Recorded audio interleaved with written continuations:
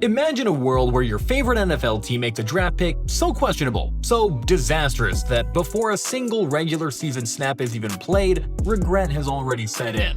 Unfortunately for some fan bases, that's not a fantasy. It's reality. From risky reaches to early off-the-field issues and training camp meltdowns, a handful of 2025 NFL draft picks are already raising some serious red flags. And if these early signs hold true, they could go down as costly missteps that set their franchises back for years. So, let's break down the players already testing their team's patience, and the stars they could have had instead. Let's start with arguably the most controversial pick of the 2025 draft class, Cleveland Browns second-rounder Quinshon Judkins. Now, at the time, this pick made headlines for what the Browns thought they were getting. A powerful, workhorse-style running back who would be the long-term successor to Nick Chubb. Judkins had just transferred to Ohio State after 2 highly productive years at Ole Miss, where he dominated SEC defenses and flashed the kind of physical running style scouts dream about. His combination of balance, vision, and leg drive made him one of the more intriguing backs in the class. In fact, CBS Sports went as far as calling him a bulldozer with deceptive acceleration, and compared him to a less explosive Marshawn Lynch. Judkins wasn't a perfect prospect. I mean, he lacked elite top-end speed and occasionally struggled to produce when his offensive line didn't create space. But many believed that his gritty, tough-nosed running style would translate well to the AFC North. The Browns clearly bought into that vision, selecting him 36th overall. And it felt like a natural replacement plan with Chubb coming off major knee surgery and entering the free agency pool. On paper, it made sense. But the plan seems to already be falling apart, and not because of performance issues. In early July, Judkins was arrested in Hillsborough County, Florida, on charges of battery and domestic violence. According to ESPN, the incident occurred during the offseason, and the details are troubling enough that the league has already opened up an investigation. This wasn't just a minor off-field blip. It was a serious legal situation that now casts a massive cloud over Judkins' NFL future. The Browns, who've worked very hard to clean up their image in recent years, now face renewed criticism for selecting a player who's already in legal trouble before his rookie season even starts. And here's what makes this even worse.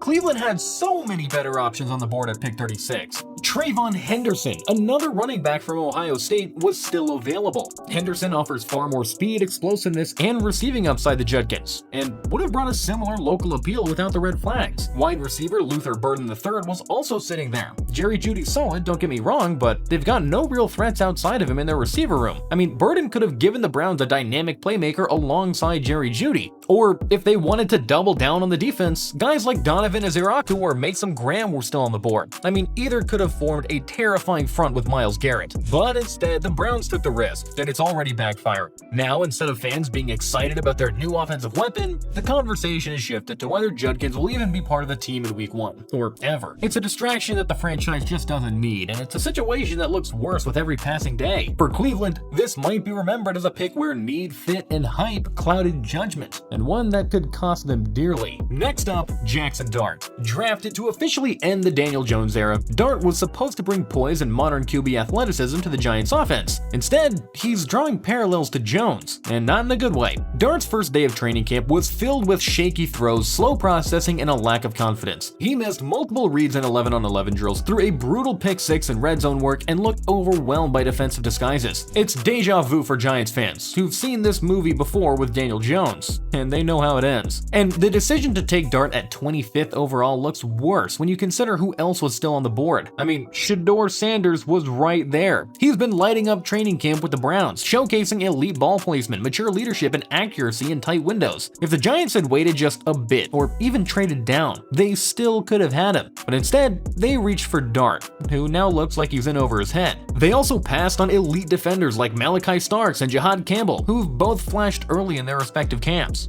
Next, the Bengals needed a spark on the edge opposite of Trey Hendrickson, so they drafted Shemar Stewart, banking on traits over production. And boy, was that a risk. Stewart came into the league with just 4.5 career sacks at Texas A&M. He was a raw prospect, an athletic marvel who needed some serious development. Yet, Cincinnati picked him 17th overall, expecting him to contribute early. But then came the holdout saga. As reported, Stewart refused to sign a standard rookie contract practice waiver, a very common formality. Instead, he and his agent agent launched a public war of words with a team that dragged out for weeks. When he finally signed, the damage was already done. He was behind on installs, had missed valuable OTA reps, and entered training camp with a giant spotlight on him. And the performance has not inspired confidence. So far in camp, he's been stonewalled by backup offensive linemen. Coaches have quietly noted his slow get-off and underdeveloped hand usage. Simply put, he looks like a project, not a plug-and-play edge rusher. Compare that to Demetrius Knight, Cincy's second-round pick, who's already being praised as a future captain, and Stewart, well, he's starting from the bottom. Could the Bengals have made a better pick? Absolutely. Johnny Barron, Malachi Starks, and Jihad Campbell were all still available, and they all would have filled glaring defensive holes. If they were going to gamble, why not swing for the elite upside of Campbell? Instead, teams like the Ravens and Eagles scooped up those guys. Now, that's how good teams stay good. Ultimately, much of Shemar's struggles aren't really his fault, and they stem from the front office inserting tough clauses into his contract, putting him in a difficult spot. But still, this is far from the ideal start that any fan would have hoped for their first-round pick.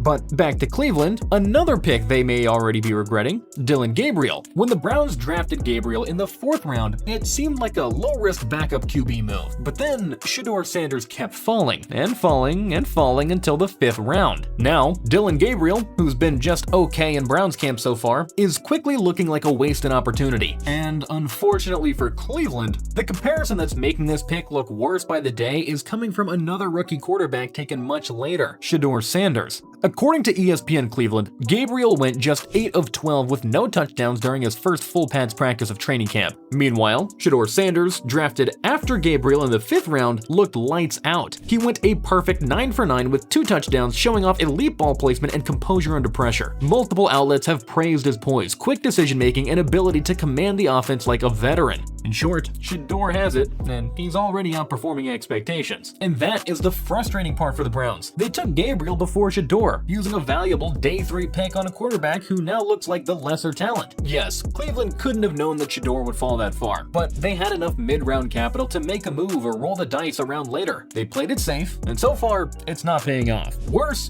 Gabriel wasn't even the best option on the board outside of quarterback. Xavier Watts, a ball-hawking safety who's flashing into camp, was still available. So was Dante Thornton, a Raiders wideout who's been burning defenders in minicamp and OTAs.